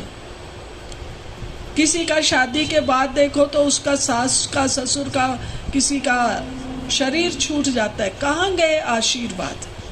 क्योंकि जब तक अंदर से शुभ भावना नहीं है, तब तक जीवन में खुशियां और सफलता नहीं है। अपने अपने को देखें, दूसरों को छोड़ो। क्या मैं अपने जीवन में सचमुच खुश हूं? अभी तो हमारा चल भी रहा है ना व्यक्ति इशारा, खुशी का खजाना। पढ़ रहे हैं, वर्णन कर रहे हैं, अपने से पूछो मैं खुश हूं? मैं आपसे नहीं पूछती कौन कौन खुश हो। स्वयं से पूछिए, मैं खुश हूं? अगर मैं निंदा, चुगली, तेरी मेरी, इधर की उधर की कर रही हूं, तो आप मुझे कौन सी लाइन में डालेंगे? मैं खुश हूं? बताइए, बताइए। मान लो मैं आज सवेरे क्लास यहाँ आने से पहले मैंने अनु को बुलाया, मैंने कहा, अरे वो फलानी तुम्हारी बहन है, वो कैसी है, वो कैसी है? तो आप इसको शुभ भावना कहेंगे? अभी से एकदम फुल स्टॉप। ना बहनों का पूछना है, ना आने वाले भाई बहनों की कोई निंदा चुगली करनी। और मैं एक निंदा चुगली पे कहानी सुनाती तो अज्ञानियों को भी हूँ, अज्ञानियों को ही सुनाती रही, पर मुझे लगता है अब ज्ञानियों को भी सुनानी चाहिए। सुनाऊं आप लोगों को? एक राजा था, वो रोज सवेरे उठकर बहुत दान किया करता था। तो उसके दरबार में एक फकीर आया करता था। फकीर समझते हैं ना, लोग कहते हैं मस्त बस आ गए, जो मिल गया लिया और चल दिए। तो फकीर रोज आता था लेने। एक दिन वो फकीर जो है आया तो राजा अभी तक बैठा नहीं था। तो दरबान से पूछा राजा, बोला तुम बैठो, अभी राजा आ जाएगा। उसने कहा नहीं, कहाँ है? तो उसने कहा कि राजा अस्तबल, अस्तबल माना जहाँ घोड़े बांधे जाते हैं, वहाँ है। तो फकीर है वो, तो फकीर माना ही मस्त। वो फकीर वहाँ अस्तबल में चला गया। अस्तबल में गया तो उसने देखा राजा जो है अपने घोड़ों की पीठ पे हाथ फेर रहा है। और उसने देखा राजा ने कि ये फकीर यहाँ तक आ गया। राजा को गुस्सा आया और राजा ने, क्योंकि वो तो घोड़ों के उसमें खड़ा था, उसने घोड़े की लीद उठाई और उसके बर्तन में डाल दी। वो तो फकीर था, मस्त चला गया, उसको तो भिक्षा मिल गई, चला गया। वो कहीं जंगल में कुटिया में रहता था अपना।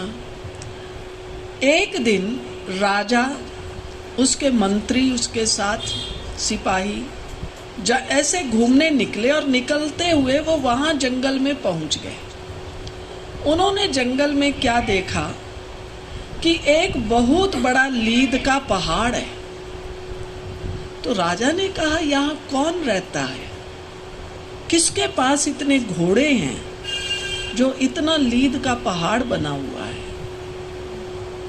तो मंत्री और उसके सिपाही जाके देखते हैं तो दिखाई देता है एक कुटिया सी है। वो जाते हैं, देखते हैं, राजा को बताया एक कुटिया है, वहाँ एक महात्मा है। तो गए, कहा महाराज आपने कितने घोड़े रखे हुए हैं? कहा कोई नहीं, ये लीद का पहाड़ बेटा दान दिया हुआ फलता है। क्योंकि जिस दिन उसको लीद मिली थी ना, वो उसने लाके वहां फेंकी। बेटा दान दिया हुआ फलता है। कहा राजा को तो याद नहीं आया। कहा मतलब? कहा महाराज मैं आया था, दान दिया था, ये उसका फल है। अब राजा को हुई चिंता कि महाराज अब क्या होगा? अब मैंने क्या बो दिया? लीद का पहाड़, ये कैसे कम होता है? पहले तो महात्मा ने जल्दी बताया नहीं इधर उधर की, उसने उसके पांव पकड़ लिए, महात्मा जी मुझे बताइए ये कैसे कम होगा? उसने कहा ये तुम्हारा तभी कम हो सकता है जब कोई तुम्हारी निंदा चुगली करे। वो आया वापस, आके पुरोहित को बुलाया और उसको सारी कहानी सुनाई और बोला कि ये कौन, क्योंकि वो राजा को प्रजा प्यार बहुत करती थी, तो अब निंदा चुगली कौन करेगा? तो पुरोहित, भक्ति में कहते हैं पुरोहित माना परहित करने वाला, दूसरों का भला करने वाला। पुरोहित ने कहा महाराज मुश्किल नहीं है, क्या करें? कहता आप तैयार हो जाइए, बग्गी तैयार करा लीजिए और मैं अपनी बेटी आपके साथ बग्गी में बिठाऊंगा। आप दोनों गिलास हाथ में ले लेना, उसमें हम डालेंगे शरबत, लेकिन लोगों को देखने में लगा इन्होंने शराब कुछ ऐसा ड्रिंक लिया हुआ है, और आप सारे शहर में घूम जाओ, पब्लिक तो ऐसी होती है, कुछ देखेगी तो चुगली करेगी।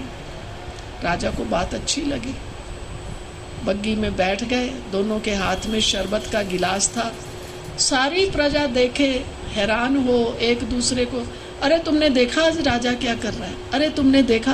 कहता क्या हुआ? पुरोहित की लड़की के साथ खुलेआम घूम रहा है, शराब पी रहा है। लोगों ने खूब देखा और बातें हुई।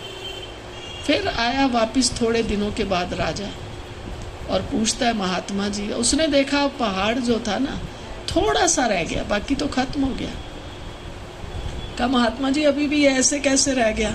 बोला अभी भी तुम्हारे राज्य में एक व्यक्ति है जिसने तुम्हारी निंदा नहीं की। कहता अच्छा कौन है? कहता ढूंढ। कहता नहीं आप ही बताओ, आप ही कृपा करेंगे। वो फिर बताता है एक पंडित है तुम्हारे राज्य में, फलाना फलाना, उसने तुम्हारी निंदा नहीं की।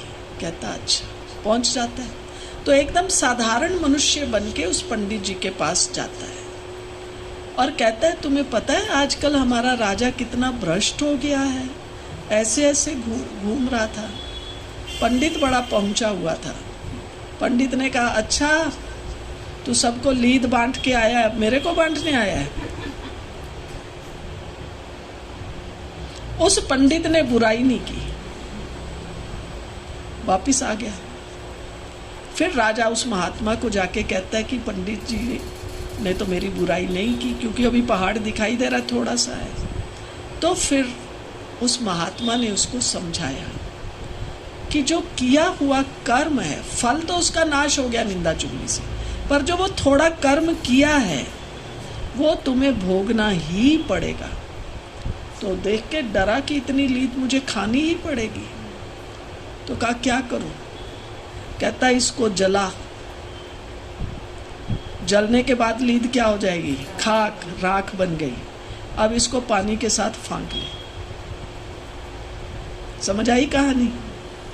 अपना किया हमें भोगना पड़ेगा। हमारे ब्राह्मण पर चिंतन में इतने एक्सपर्ट हैं, बात मत पूछिए। बुरा नहीं मानना। भाई बहन कोई भी एक दूसरे, अरे फलाना ऐसा, फलाना ऐसा, फलानी बहन ऐसी, फलाना भाई ऐसा। अरे बाबा के मीठे बच्चों, कौन सा हिसाब बना रहे हो? हमारा योग क्यों नहीं लगता? ज्ञान में, पढ़ाई में हमारी रुचि क्यों नहीं है? उसका कारण है ये पर चिंतन। बाबा ने बहुत मुरलियां पर चिंतन, पर दर्शन पर चलाई।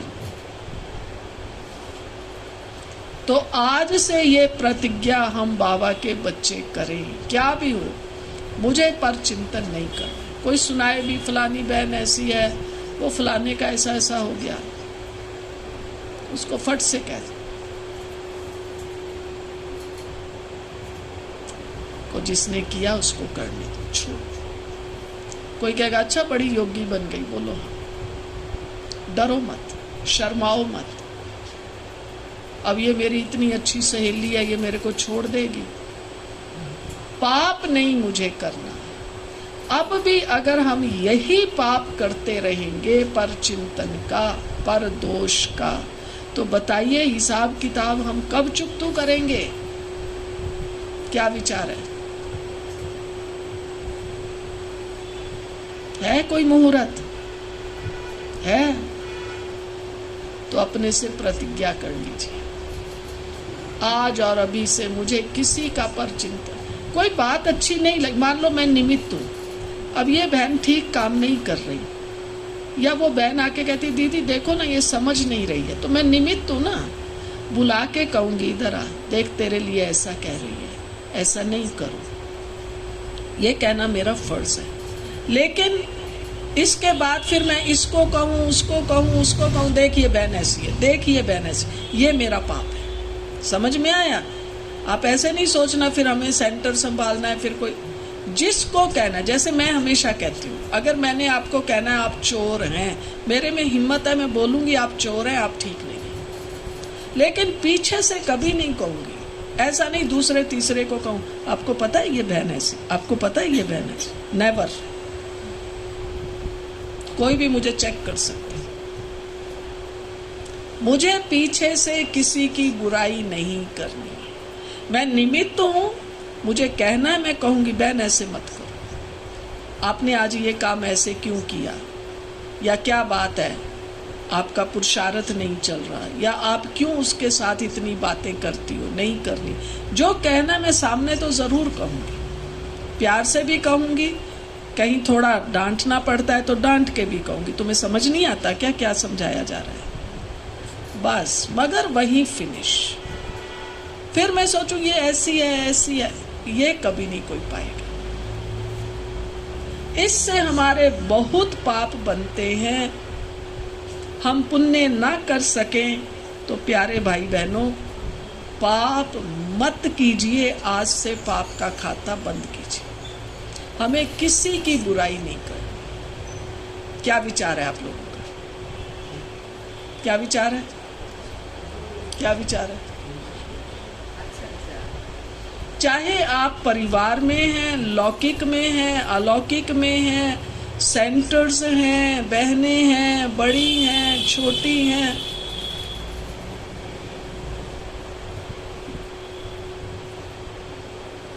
जो कहना सामने, जैसे मैंने कहा ना, मेरे में तो ये हिम्मत है, अगर मैंने कहना बहन तू चोर है, मेरे में हिम्मत है, मैं सामने कह सकती हूँ, पीछे से नहीं, कभी नहीं। कोई भी चेक कर, पीछे से नहीं कहूंगी ए तेरे को पता है संभल के रहना, चोर है, ऐसे नहीं मैं कहूँगा।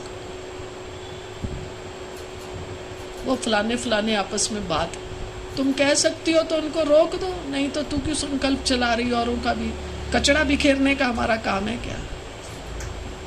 तो चंद्रमणि दादी जी एक बहुत अच्छी बात सुनाया करते थे। चंद्रमणि दादी जी कहते थे, कोई कोई भाई बहनें कहते हैं कि दादी मैं तो किसी की जो है ना निंदा चुगली नहीं करता हूँ, नहीं करती हूँ, लेकिन मेरे को ना सब आके सुना के जाते हैं, फलाने का ये हुआ, फलाने का ये हुआ, फलाने का ये हुआ, फलाने का। तो दादी चंद्रमणि पता है क्या कहती थी? दादी कहती थी सबको पता है, जैसे गली मोहल्ले में होता है ना, कूड़ा कहाँ फेंका जाता है, कूड़ा कहाँ फेंका जाता है, एक जगह बनी हुई होती है ना, अगर कोई यहाँ कोने में फेंकना शुरू करे सब लोग वहीं फेंकेंगे। तो दादी कहती थी, कोई कहता था ना मैं तो किसी को फोन भी नहीं करती, बात भी नहीं, मेरे को लोग अपने आप बता के जाते हैं, दादी कहती थी वो समझते हैं कूड़ादान यही है, कूड़ा यही फेंकना है। चंद्रमणि दादी बहुत सुनाती थी, उनको पता है कूड़ादान यही है। ये बड़ी, इसमें कोई अपनी वो होशियारी मत समझना। देखा, मेरे को तो सब बातें सुना के जाती।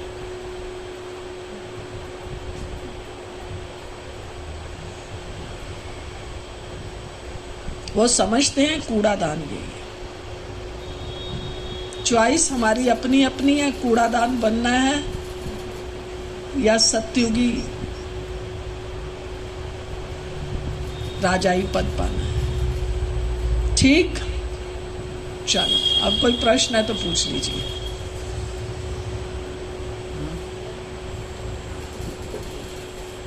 कोई प्रश्न पूछो, भाई पूछे पहले। कोई प्रश्न भाई जी? आपने जवाब दे दिया, प्रश्न नजर आ रहा था, तो कोई अगर आकर के सुनाता है तो क्या करें? तो मालूम पड़ गया ना, आके सुनाए तो मालूम पड़ गया। अच्छा, तो इसलिए अपने को होशियार नहीं समझना। मेरे को तो सब सुनाते हैं, हमें तो कोई नहीं सुनाता। ये बहनें जो जानती हैं उनको पता होगा, मधुबन में भी, आप मधुबन वालों से भी पूछ, कोई राय पूछता है दे देते हैं। हमें कोई नहीं सुनाता, ना हम सुनते हैं ना सुनाते हैं। हम यहाँ कूड़ा बटोरने थोड़ी आए हैं। अभी मैं यहाँ बैठूं, दो बहनें आके सुनाएं, हम आपको दीदी बताएं हमारे यहाँ ऐसे होता है ऐसा होता है। मैं यहाँ कूड़ा बटोरने आई हूँ क्या?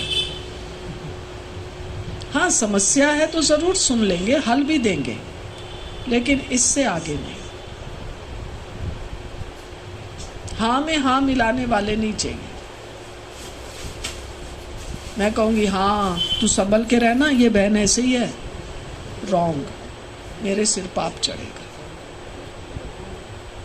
और बहनें कुछ पूछो, बोलिए।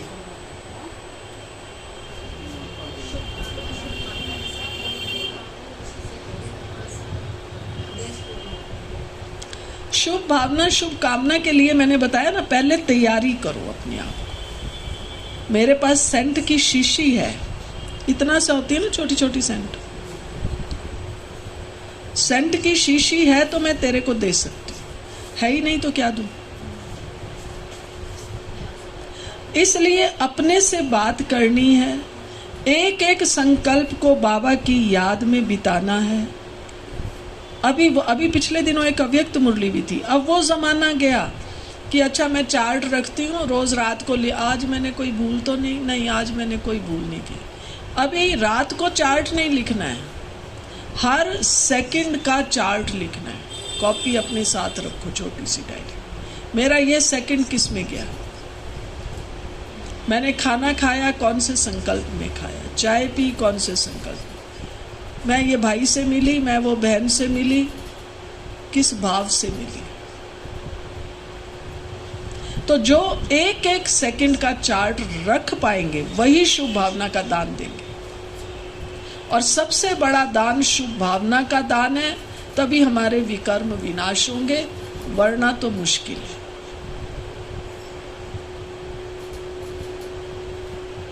ठीक है, और कोई बात बहने, और कोई बात? बस अच्छा, चलो अगर जागती ज्योत होके बैठेंगे तो, नहीं तो मुंह धो के आओ।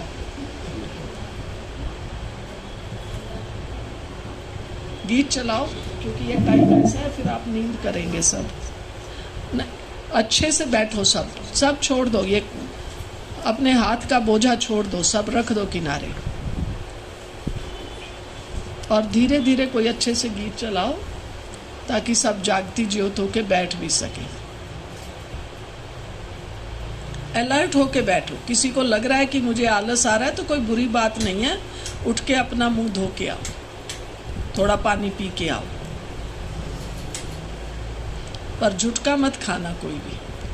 आज हम सब झुटका मुक्त आत्माएं बन जाएं, क्योंकि ये वास्तव में हमारी भी तो इंसल्ट है ना। हम योगी और अगर झुटका खाते हैं तो ये हमारी इंसल्ट है, बाबा की इंसल्ट है। कहेंगे कौन सा टीचर है, किसने इनको पढ़ाया जो इनकी नींद ही नहीं अभी तक खत्म हुई।